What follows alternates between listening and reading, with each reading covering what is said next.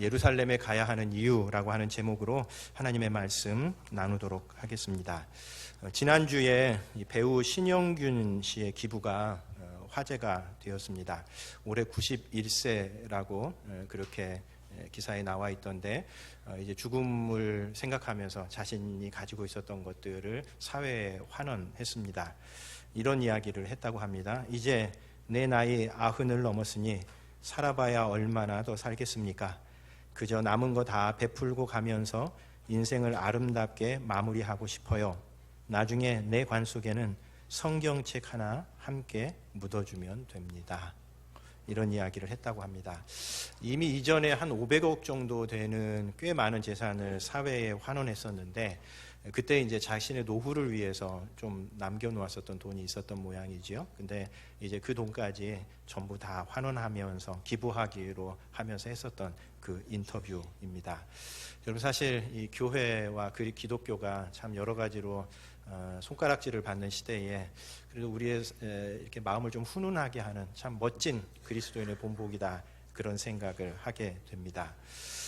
여러분, 이 그리스도인들은 물질을 잘 다스려야 합니다. 여러분, 하나님께서 우리의 인생을 선물로 주셨죠.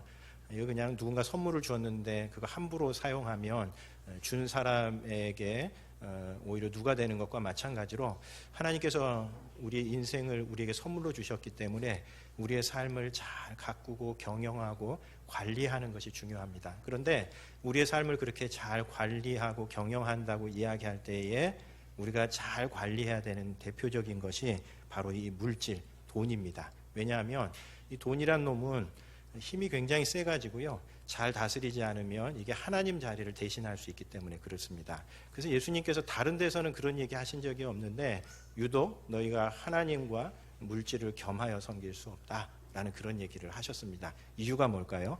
이 돈이란 놈이 엄청나게 힘이 세가지고 하나님 자리를 얼마든지 대신할 수 있기 때문에 그런 겁니다.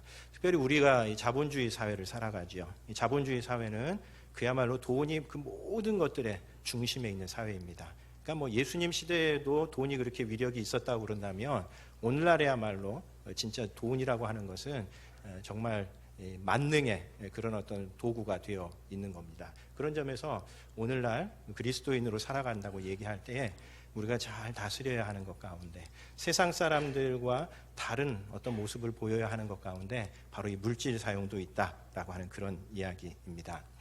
언젠가 어떤 목사님께서 사도행전 4장에 나오는 그 바나바의 헌물을 놓고 설교하시는 내용을 제가 잠깐 접한 적이 있는데, 그 내용이 제게 이렇게 마음에 좀 많이 남은 적이 있습니다. 사도행전 4장 36절부터 37절에 보면, 구브로에서 난 레위족 사람이 있으니 이름은 요셉이라. 사도들이 일컬어 바나바라 번역하면 위로의 아들이라 하니, 그가 밭이 있음에 팔아 그 값을 가지고 사도들의 발 앞에 두니라 라는 기록이 있습니다. 이 구절은 이 예루살렘 교회에서 어떤 의미에서 사도들보다 훨씬 영향력을 발휘했었던 지도자 이 바나바가 어떻게 초대교회에서 정말 기둥과 같은 일꾼으로 서게 되었는가 하는 그 과정을 보여주는 한 장면입니다. 바나바가 자신이 가지고 있었던 재물을 사도들의 발 앞에 이렇게 내어놓는 이 사건들이 이 바로 초대교회 공동체 사람들에게 깊은 감명을 주었었던 겁니다. 근데 이게 이제 사도행전 5장으로 바로 뒤로 넘어가면 이 장면이 굉장히 부러웠었던 사람이 아나니아와 삽비라였습니다. 그래서 어설프게 흉내를 냈죠.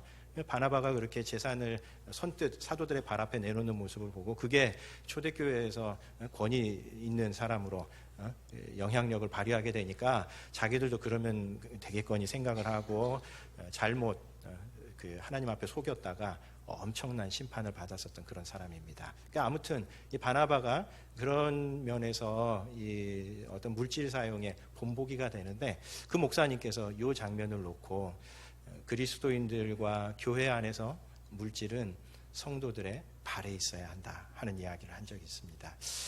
여러분, 잘 생각을 해보면 이 물질이 우리의 머리에 있는 경우도 있고요, 아니면 이 물질이 우리 가슴에 있는 경우도 있고 우리의 배에 있는 경우도 있는 것 같습니다. 물질이 머리에 있는 사람들은 어떤 사람일까요? 어떻게 하면 더 많은 돈을 벌지 궁리하면서 밤잠을 자지 않으면서 계획을 하는 사람이고, 가슴에 있는 사람들은 더 많은 돈을 벌기 위해서 그걸 열망하면서 꿈꾸는 사람이고, 배에 있는 사람은 어떤 사람일까요? 돈을 좀 벌면 만족스럽다가 그 벌지 못하면 허기져서 그렇게 기운 없이 살아가는 사람들. 우리의 삶에서 돈이 어디에 있는가 하는 그런 이야기입니다. 발에 있다는 것은 무슨 뜻일까요? 하나님 나라를 위해서 사용되는 곳이라는, 사용되는 곳에 그런 것이 있어야 한다는 겁니다. 그래서 어떤 그 목자께서 이 기사를 우리 목자 단톡방에 올려놨더니 어떤 분이 건축 헌금을 해야 한다는 뜻이냐, 신영균 씨를 본받아서 모든 재산을 다 건축 헌금하라는 뜻이냐, 이렇게 농담을 하신 적이 있습니다. 농담입니다. 여러분, 하라는 얘기 아닙니다. 하여튼 농담이 있었는데 제가 그거 보면서 이렇게 생각을 했습니다. 언젠가도 한번 말씀을 드렸던 것처럼 돼지의 헌신과 닭의 헌신이 좀 다르다고 그랬죠. 기억 못하셔서 감사합니다. 얼마나 감사한지. 돼지의 헌신은 마지막에 자기의 생명을 바치는 헌신입니다. 반면에 닭의 헌신은 어떤 헌신이죠? 매일매일 알을 낳아주는 헌신입니다. 여러분, 돼지의 헌신도 소중하지만 어떤 의미에서 더 소중한 헌신은 매일매일 조금씩 하는 헌신이 하나님 앞에 더 소중한 줄로 믿습니다. 그리고 실제로 닭처럼 조금씩 헌신하는 사람이 나중에 돼지처럼 마지막 순간에도 하나님 앞에 헌신하더라고요. 그런 거 볼 때에 막판에 내가 다 해야 되겠다 이렇게 생각하시지 마시고, 기회 있을 때마다 하나님께서 주신 이 물질들 멋지게 정말 그리스도인답게 사용하실 줄 아는 우리 형제교회 교우님들 되셨으면 좋겠습니다. 아멘이 없네요. 그냥 마음으로 아멘 하셨다 생각을 하고 넘어가도록 하겠습니다. 우리가 로마서 15장 22절부터 33절까지 말씀을 읽었는데, 사실 이제 로마서의 본론은 다 끝났습니다.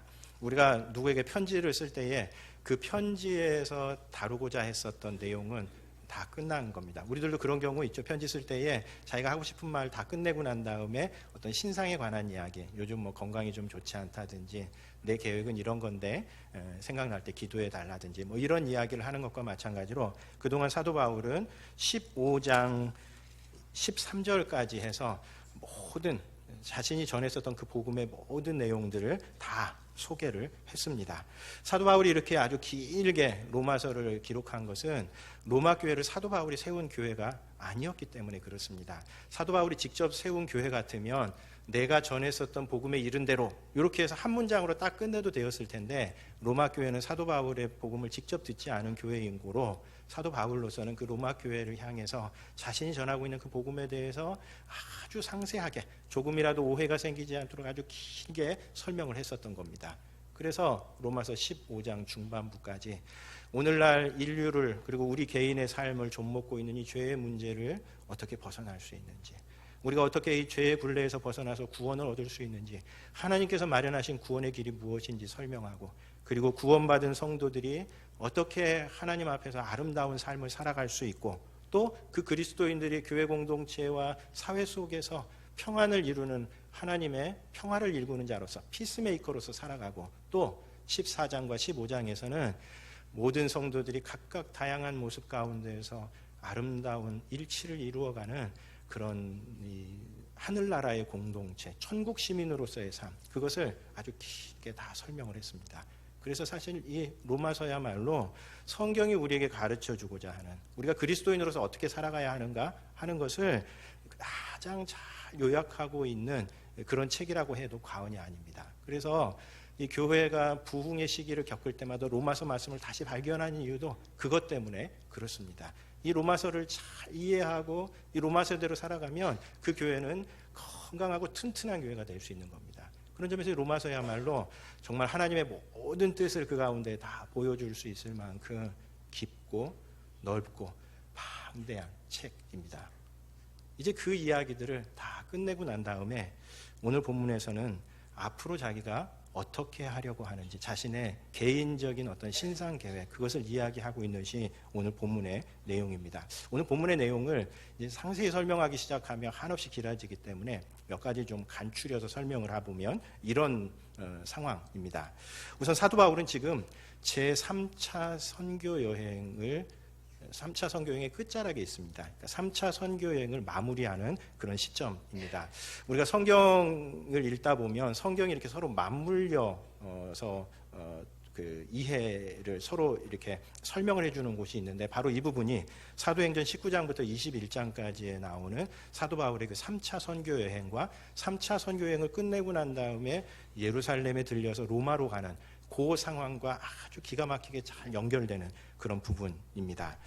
23절에 보면 이제는 이 지방에 일할 곳이 없고 또 여러 해 전부터 언제든지 서바나로 갈 때에 너희에게 가기를 바라고 있었다라고 기록을 하고 있습니다. 그러니까 이제 사도 바울은 지금 무슨 생각을 하고 있냐면 이제 이 지방에는 더 이상 일할 곳이 없다라는 그런 판단을 내리고 있었던 겁니다. 우리가 읽지는 않았지만 19절에 보면 예루살렘부터 일루리곤까지 편만하게 복음을 전했다라는 그런 이야기를 하고 있습니다. 우리 지도 한번 좀 띄워주시면 좋겠습니다.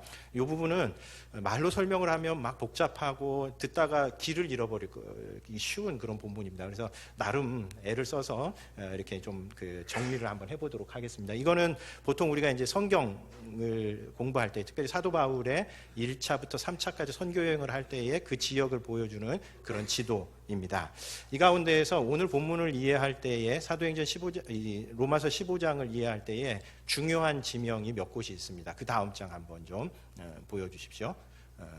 로마 맨 왼쪽에 로마가 중요하고요. 그 다음에 고린도도 중요합니다. 여기는 이제 사도 바울이 지금 있는 곳이라고 이렇게 추측을 하고, 그리고 이제 예루살렘에 잠시 들리려고 그렇게 생각을 하고 있습니다. 그래서 이 지방에는 더 이상 일할 곳이 없다. 이 지방에 내가 복음을 편만하게 전했다라고 얘기할 때에 예루살렘부터 일루리곤까지, 여기는 어디냐면 사도 바울이 1차, 2차, 3차 선교여행을 했었던 동쪽 끝과 서쪽 끝을 가리킵니다. 그러니까 사도 바울로서는 지금 3차에 걸친 선교 여행을 통해서 예루살렘부터 일루리곤까지는 다 복음이 전해졌다라는 그런 판단을 하고 있는 겁니다. 물론 어떻게 생각해 보면 아직도 믿지 않는 사람들이 그렇게 많은데 어떻게 복음을 다 전했다고 그렇게 생각할 수 있을까? 그렇게 생각하기 쉽지만 사도 바울의 선교 전략은 어떤 지역의 거점 도시, 그러니까 영향력이 있는 도시에 튼튼한 공동체, 교회 공동체를 하나 세우고 이 지역이 나머지 지역을 감당하는 형태로 선교를 생각했었던 것 같습니다. 그래서 여기 이 예루살렘부터 일루리곤까지 나오는 이 지역 가운데에서 그 당시에 좀 영향력 있는 도시들에는 사도 바울이 곳곳에 가서 복음을 전했고, 이제 그 도시들이 나머지 도시들을 혹은 나머지 지역을 전도하면 되는 것이니까 사도 바울이 생각하기에 이제 이곳에서는 내가 어지간히 내가 해야 될 일을 다 마친 것 같다라는 그런 생각을 하고 있는 겁니다. 우리가 읽지는 않았지만 16장, 로마서 16장 21절부터 23절까지를 보면 거기 이제 사도 바울이 편지를 쓰는데 거기 옆에 같이 있었던 사람들의 이름을 좀 기록하는데 그 가운데서 야손이라는 사람과 가이오라는 사람과 에라스도라고 하는 이 사람들은 다 고린도와 관련이 있는 사람입니다. 그래서 사도 바울이 지금 이 로마서를 어디서 쓰고 있느냐라고 얘기할 때에 고린도에서 쓰고 있다. 3차 선교 여행을 마무리하면서 고린도에서 로마서를 쓰고 있다라고 그렇게 어느 정도 합의가 좀 이루어져 있는 그런 상황입니다. 그런데 사도 바울은 지금 예루살렘부터 일루리곤까지 어느 정도 복음 선교 사역을 다 마무리하고 난 다음에 새로운 선교 사역지를 개척하려고 하는 계획을 품고 있습니다.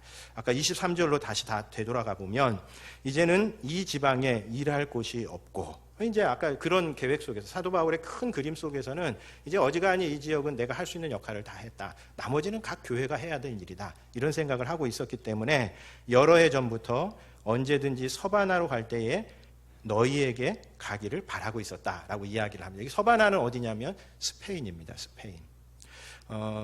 저희 대학 다닐 때에도 서바나 어과가 있었습니다. 요즘은 서바나 말 안 쓰죠. 스페인이라고 하는 말을 한자로 음역하면 서바나가 되는데, 아무튼 사도 바울은 서바나까지 가려고 하는 그 계획을 품고 있었는데, 서바나로 가기 전에 어디를 들린다고요? 너희에게 가기를 바라고 있었다. 여기 너희는 누굴까요? 로마서를 받는 로마 사람들입니다.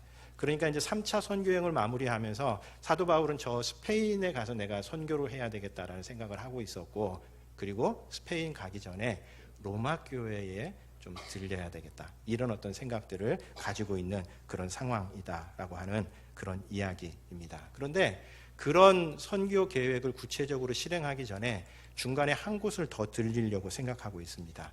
예루살렘에 들려서, 그러니까 고린도에서 예루살렘에 들렸다가 다시 로마 거쳐서 스페인까지 가려고 하는 그런 어떤 생각을, 계획을 사도 바울이 품고 있고 그것을 로마 교회에 밝히고 있는 것이 오늘 본문의 내용입니다. 우리 15장 25절 26절 보면, 그러나 이제는 내가 성도를 섬기는 일로 예루살렘에 가노니 이는 마게도냐와 아가야 사람들이 예루살렘 성도 중 가난한 자들을 위하여 기쁘게 얼마를 연보하였습니다.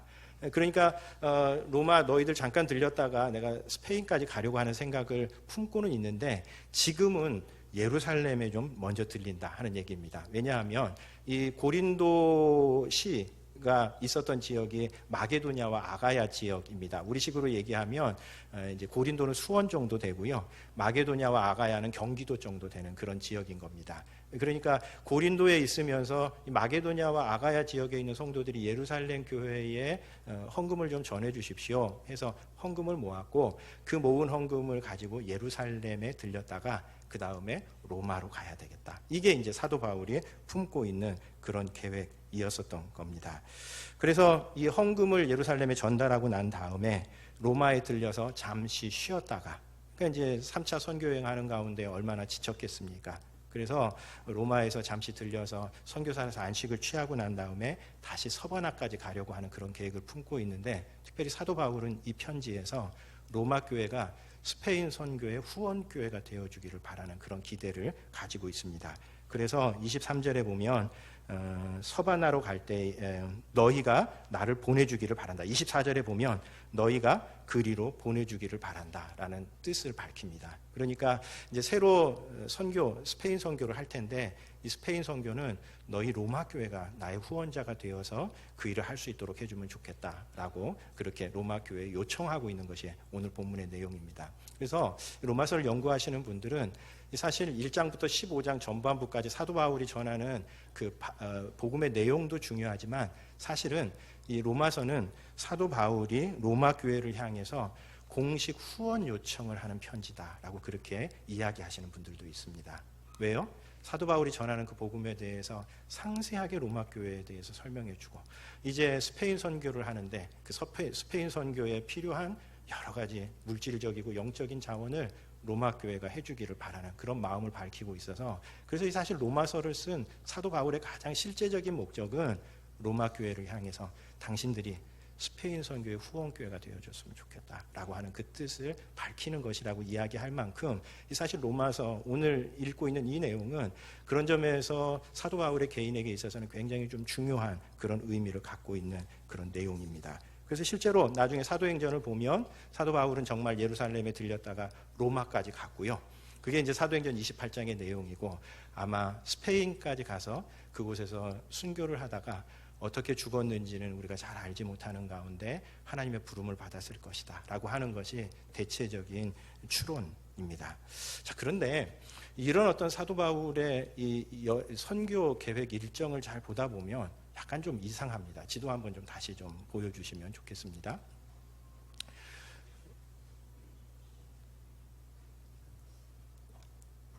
네.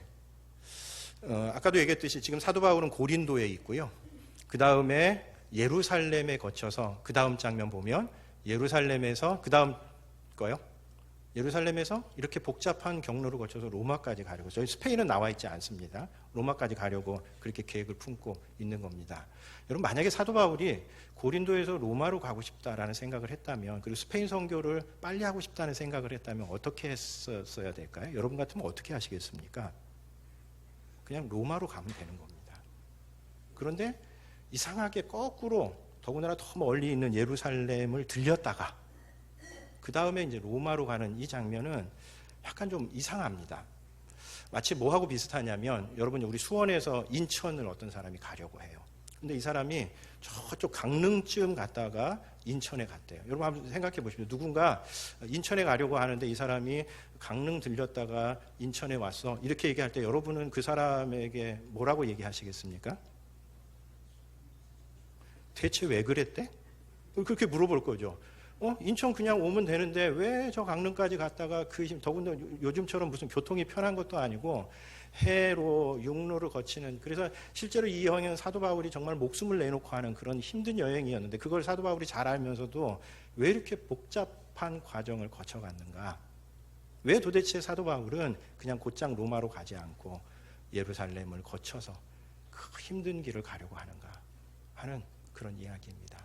마치 우리가 인천에 가려고 하는 사람이 강릉 들렸다가 인천에 가는 사람이 있다면 대체 무슨 이유 때문에 그랬대라고 묻는 것과 마찬가지로 사도 바울로서는 이렇게 힘든 여행 일정을 잡고 있었던 데는 사도 바울의 마음속에 갖고 있었던 어떤 뜻이 있었던 겁니다. 분명한 이유가 있었습니다. 오늘 본문에서 한 두 가지 정도 이유를 찾아볼 수 있습니다. 첫 번째로는 아까 우리가 이야기했던 것처럼 예루살렘 성도들에게 이방인 성도들이 모은 헌금을 전달하고자 하는 뜻이 이 가운데 있었습니다. 우리 15장 25절부터 27절 같이 한번 읽어보도록 하겠습니다. 15장 25절부터 27절입니다. 같이 읽습니다.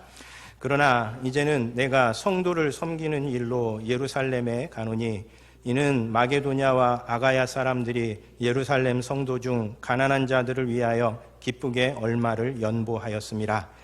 저희가 기뻐서 하였거니와 또한 저희는 그들에게 빚진 자니 만일 이방인이 그들의 영적인 것을 나누어 가졌으면 육적인 것으로 그들을 섬기는 것이 마땅하니라 이야기하고 있습니다. 그러니까 사도 바울은 지금 이 마게도냐와 아가야 지역이 모은 성도들이 모은 이 헌금을 전달하는데 이것이 깊은 의미가 있다고 생각하고 있었습니다. 그러니까 예루살렘 교회로부터 영적인 복음을 전달받은 이방인 교회로서는 그 어떤 사랑과 고마움의 표식을 이런 헌금을 담아서 표현하는 것이 마땅하다라고 하는 생각을 하고 있었기 때문에 사도 바울은 예루살렘으로 가려고 하고 있는 겁니다.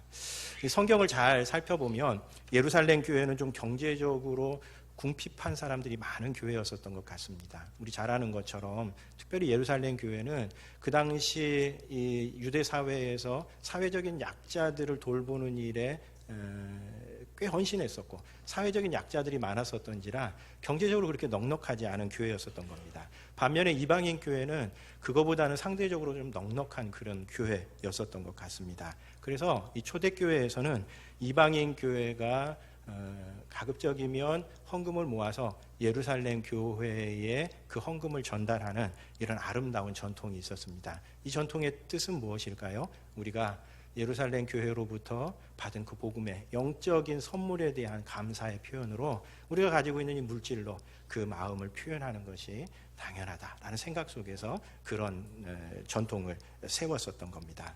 여러분, 이 헌금은 사도 바울이 보기에 굉장히 중요한 의미가 있었습니다. 왜냐하면 이 헌금은 이방인 교회가 예루살렘 교회를 사랑하고 존경하고 있다라고 하는 표시인 반면에 표시일 뿐만 아니라 또 이방인 교회와 예루살렘 교회가 하나다, 서로 연합되어 있다라고 하는 것을 보여주는 가장 실제적인 표식이었기 때문에 그렇습니다. 여러분, 말로는 사랑한다고 얼마든지 얘기할 수 있습니다. 말로는 온 인류를 다 구원할 수 있습니다. 그러나 부인을 위해서는 설거지 하나 해주지 않죠. 너를 위해서는 내가 하늘의 별도 따다 줄 수 있는데 청소는 못합니다.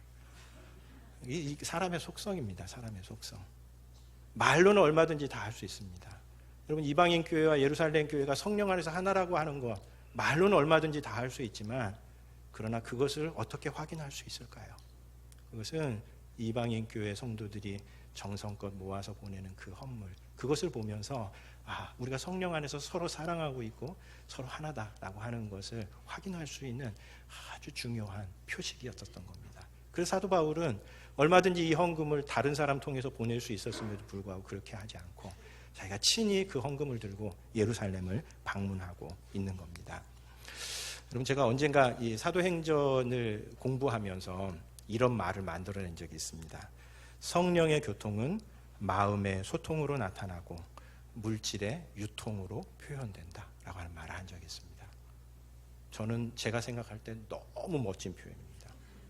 어떻게 나같이 미천한 자가 이런 놀라운 표현을 쓸 수 있을까? 지금 생각해도 막 적어두세요. 나중에 아마 유명해지면 여러분 어디선가 반드시 사용될 그런 단어입니다. 여러분, 초대교회의 특징이 성령께서 강하게 역사하시는 것이었죠. 성령의 교통이 있었습니다. 성령께서 우리를 하나 되게 만드셨습니다. 거기서 끝났습니까? 그렇지 않습니다. 성령께서 교통하시니까 성도들의 마음이 하나가 되었습니다. 마음의 소통이 일어나기 시작했습니다. 마음이 하나가 됐다는 말은 다 획일적으로 생각했다는 이야기가 아닙니다. 다 각자 다양성을 가지고 있었지만, 그러나 하나님께서 이 다양성 가운데 역사하신다라고 하는 기본적인 신뢰와 사랑의 마음 속에서 그 다양성을 얼마든지 해소할 수 있는 그런 정도의 든든한 영적인 바탕이 있었다는 겁니다. 그리고 그 마음의 소통은 물질을 나누는 것으로 나타났습니다. 그래서 초대교회 우리가 본받아야 할 모습 가운데 가장 중요한 것이 무엇입니까? 성령께서 성도들의 마음속에 움직이기 시작하니까 그 성도들의 마음이 하나로 움직이고 하나가 되었고, 그리고 그것이 물질의 나눔으로, 그래서 서로 자기 것을 자기 것이라고 이야기하지 않고 필요를 따라 초대교회 공동체가 하나의 아름다운 그야말로 복음의 공동체를, 하나님 나라 공동체를 보여주었던 그 모습을 보여주고 있는 겁니다. 그런 점에서 오늘날에도 성령의 교통은 마음의 소통으로 나타나고요, 물질의 유통으로, 물질의 나눔으로 나타납니다. 성령께서 교통하시는데 마음이 통하지 않는다, 그건 가짜입니다. 성령께서 교통하시는데 그 공동체에 물질의 나눔이 없다, 그것도 가짜입니다. 성령께서 교통하시는 순간 성도들의 마음은 하나가 되기 시작하고, 성령께서 역사하시는데 어떻게 마음이 나뉘어 있을 수 있습니까? 성령께서 역사하시는데 어떻게 파벌이 생길 수 있습니까? 그리고 마음이 소통되는 순간 성도들이 가지고 있는 것들을 사랑 가운데 과격하게 근본적으로 나눠주는 사랑의 역사들이 나타나는 겁니다. 그런 점에서 오늘날도 우리 형제교회 공동체가 성령께서 하나로 만든 공동체고 성령께서 역사하시는 공동체라고 하는 것은 어디서 확인되겠습니까? 우리의 마음이 하나 되는 것으로 확인이 될 수 있는 겁니다. 여러분, 이제 신학교에서 공부를 하다 보면 선배 목사님들의 이제 목회 경험 이런 것들을 듣는 때가 있습니다. 목회 실습이라고 해서 선배 목사님들의 그런 조언, 그런 어떤 지혜, 실패담도 듣고 그러는데, 선배 목사님들이 빠지지 않고 하는 것 가운데 하나가 교회에서 성도들의 마음이 하나 되는 것이 가장 힘들고 또 그것이 가장 보람된 일이다, 그런 이야기를 하시는 적을 들은 적이 있습니다. 저도 마찬가지로 그런 것 같습니다. 한 공동체의 성도들의 마음이 하나로 잘 획일화된다는 것이 아니라 성도들의 마음이 하나로 잘 되는 것이 이게 참 쉽지 않은 그런 일입니다. 성령께서 그 마음들을 누기시고 어루만져 주셔야 하는 그런 일이 되는 겁니다. 여러분, 우리가 여의도 순복음교회 이야기할 때에 성령께서 강하게 역사하신 교회, 방언하고 신유의 역사가 나타나고 그런 교회로만 생각하기 쉽지만, 실제로 성령께서 강하게 역사하시니까 초기 그 여의도 순복음교회 안에서 막 엄청난 물질의 나눔이 일어났었습니다. 그래서 초기 여의도 순복음교회의 부흥에 있어서 아주 중요한 역할을 했었던 순장들인데, 여러분 잘 아시는 것처럼 그 당시만 해도 여의도가 지금처럼 그렇게 금싸라기 땅이 아니었습니다. 다 다른 데서 판잣집에 있었다가 밀려왔었던 사람들인 겁니다. 근데 거기에 모여서 서로 기도하는 가운데에 성령께서 강하게 역사하십니다. 그러면 그 순끼리 우리 집으로 가면 다락방이 같이 모여서 함께 기도 제목을 나누고 기도하는데 형제자매의 그 어려움들이 마음에 막 부딪히기 시작하는 겁니다. 그러면 그냥 가만히 있을 수가 없었던 거지요. 그래서 자기 손에 있었던 가락지를 빼서 형제를 위해서 보살펴주고 나누는 이런 정말 근본적인 물질의 나눔이 여의도 순복음교회 안에서 나타났습니다. 여러분, 성령의 교통은 절대 그냥 추상적인 것으로 끝나지 않습니다. 성령의 교통은 마음의 하나됨으로 나타나고 그 공동체 안에서 물질을 나누는 것으로 확인이 되는 겁니다. 오늘 우리들도 마찬가지입니다. 교회 일에 있어서 우리가 성령의 공동체라고 하는 것을 어떻게 확인할 수 있습니까? 성도들의 마음이 하나 되는 것을 통해서 확인될 수 있는 겁니다. 성도들의 마음이 하나 되지 못하면 이 일은 결정되고 이 일은 진행될 수 있습니다. 그러나 공동체는 깨집니다. 그런 가련한 일이 어디 있습니까? 마치 뭐하고 비슷하냐면 수술은 잘 끝났는데 환자가 숨을 쉬지 않는 겁니다. 일은 진행되고 멋진 예배당은 지어지는데 정작 공동체는 다 깨어져 나가는 겁니다. 그래서 목회자를 비롯해서 교회 리더들이 정말 신경 써야 하는 것이 교회 일을 어떻게 하면 남들 부러울 만큼 하는 것이 아니라, 물론 당연히 그것 신경을 써야 되죠. 그것만큼 중요한 것이 성도들의 마음이 어떻게 하면 하나가 될 것인가 하는 겁니다. 이게 잘 되면 엉뚱한 결정을 내려도 오히려 그것이 공동체에 훨씬 유익이 되는 경우가 많습니다. 이게 잘 안 되면 남들이 부러워할 만한 결정을 내려도 공동체 깨지고 무너질 수 있습니다. 그런 점에서 우리의 마음이 잘 하나 되도록 하는 것이 중요합니다. 에베소서 4장 3절에 보면 성령이 하나 되게 하신 것을 힘써 지키라 라고 하는 구절이 나옵니다. 여러분, 성령께서는 우리를 다 하나로 만들어 주셨습니다. 우리가 그리스도인이 되는 순간 우리는 다 성령 안에서 하나입니다. 그러면 이거는 영원히 그대로 지속되느냐? 그렇지 않다는 겁니다. 이 하나됨을 잘 지켜가기 위해서 우리 모든 형제 자매들이 애쓰고 노력해야 한다는 겁니다. 성령께 민감하게 깨어 있어야 합니다. 나 혼자 고집 부려서도 안 되고요. 나한테 그럴 만한 권한이 있다고 생각하면서 막 밀어붙여서도 안 되는 겁니다.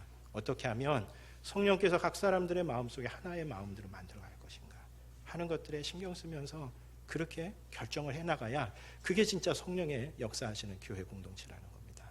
더불어서 물질의 나눔도 있어야 합니다. 저는 우리 교회의 물질 나눔에 대해서는 어디 내놔도 자랑할 만한 것이라고 생각하는데 이것보다 더 좀 과격한 그런 물질의 나눔이 있었으면 좋겠습니다. 그리고 얼마나 물질을 멋있게 쓸 수 있습니까? 정말 성실하게 벌어서 내가 벌었으니 내 마음대로 쓸 권한이 있다. 이건 그냥 그저 그런 사람들이고요. 내가 부지런히 벌어서 다른 사람들을 위해서 멋지게 쓰는 것. 하나님께서 기뻐하시는 그런 물질 사용입니다. 물질이 머리나 가슴, 배에 있지 않고 발치에 있어야 합니다. 그게 성령께서 역사하시는 공동체입니다. 두 번째로 사도 바울이 이렇게 힘든 여행 일정을 계획한 두 번째 이유는 선교 사명을 완수하기 위해서입니다.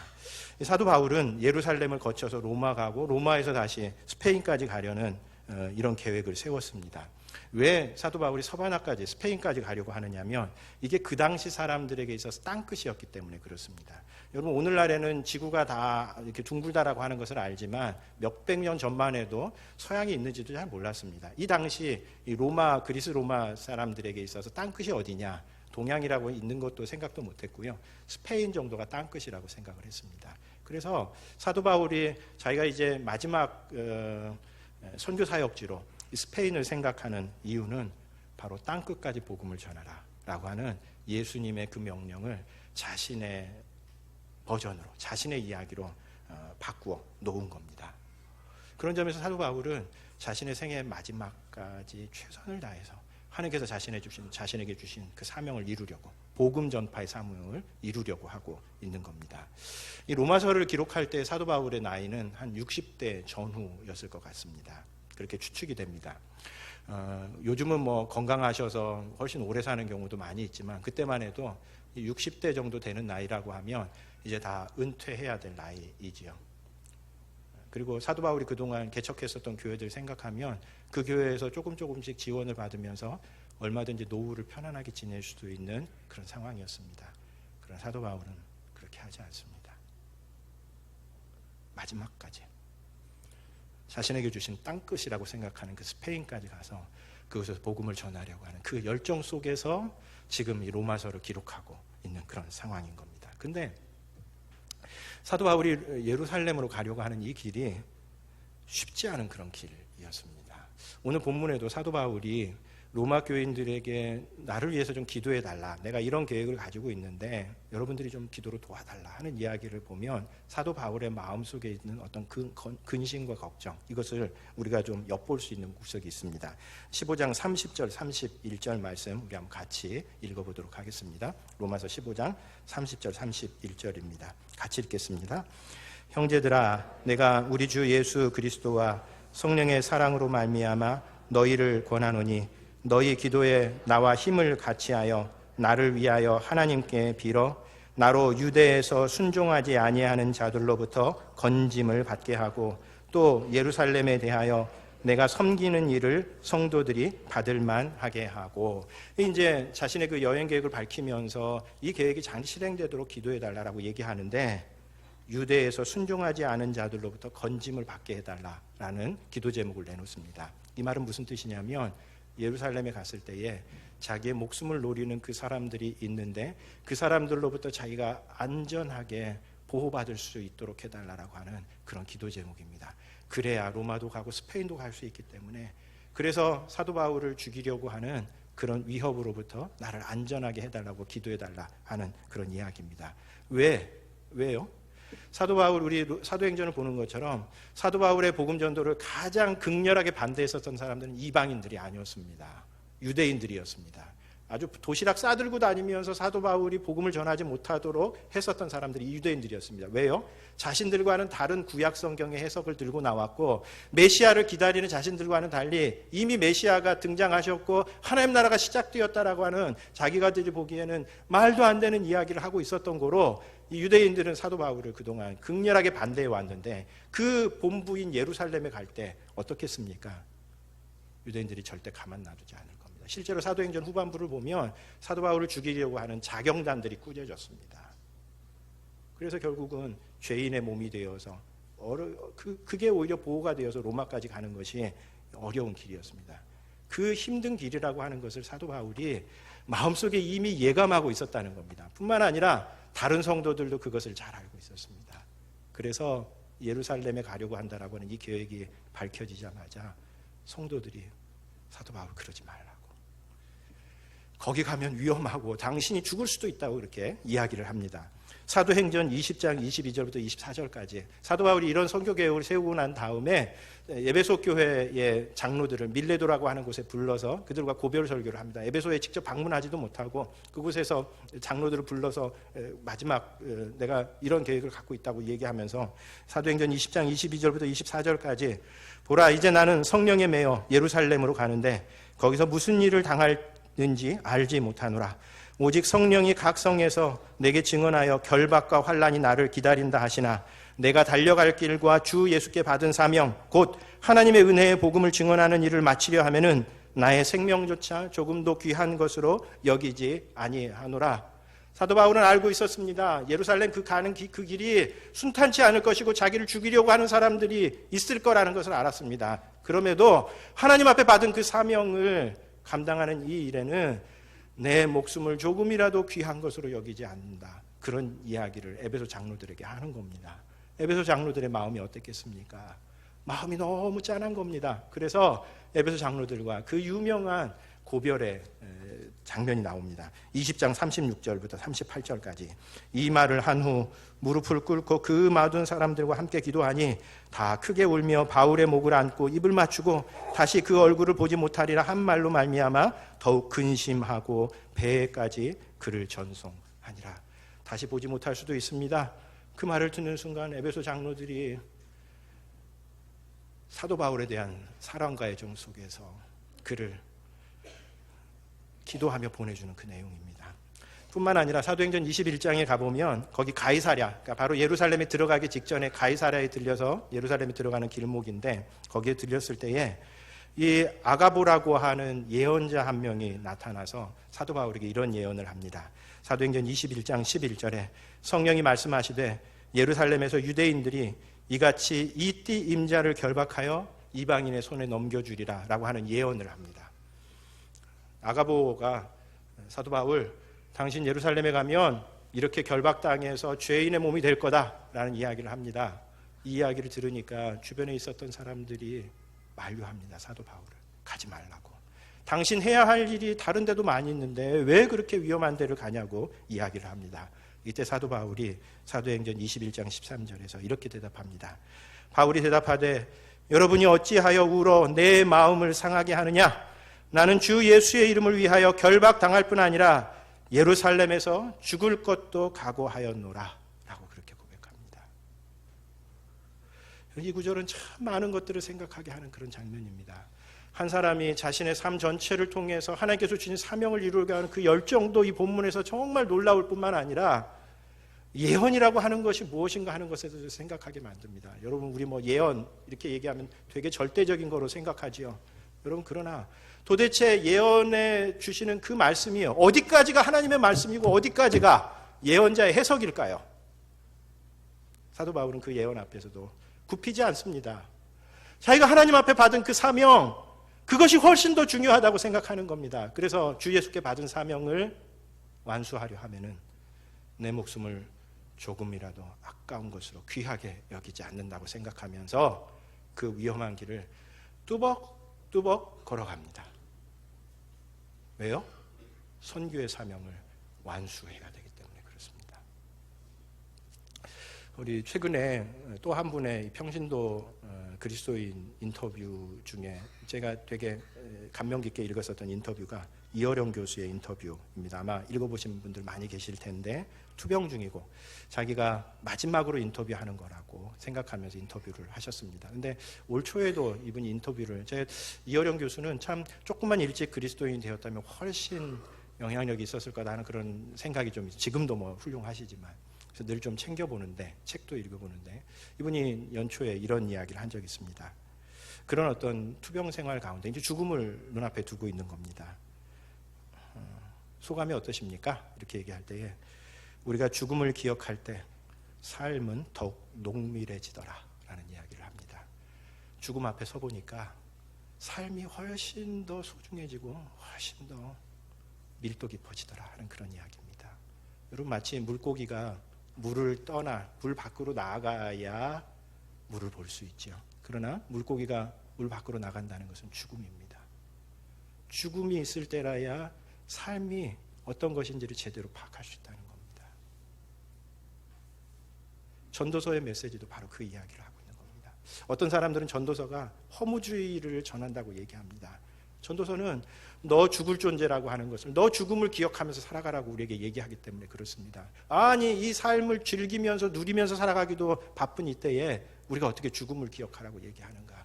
그러나 이 전도서는 우리가 죽음 앞에 설 때에 우리의 삶을 어떻게 살아야 하는지가 훨씬 더 또렷해진다는 것을 얘기해 줍니다. 여러분, 그렇죠? 여러분이 시한부 인생을 산다면 남은 인생을 어떻게 살아야 할지 더 분명해지고 하루하루가 더 소중해지는 겁니다. 사도 바울이 지금 그런 삶을 살아가고 있는 겁니다.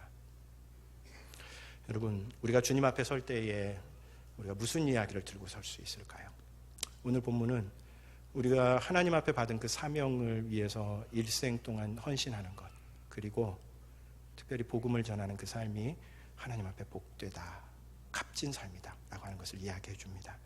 여러분, 복음을 위한 삶에 매진해 가시는 우리 교우님들 되시기를 바랍니다. 기도하겠습니다.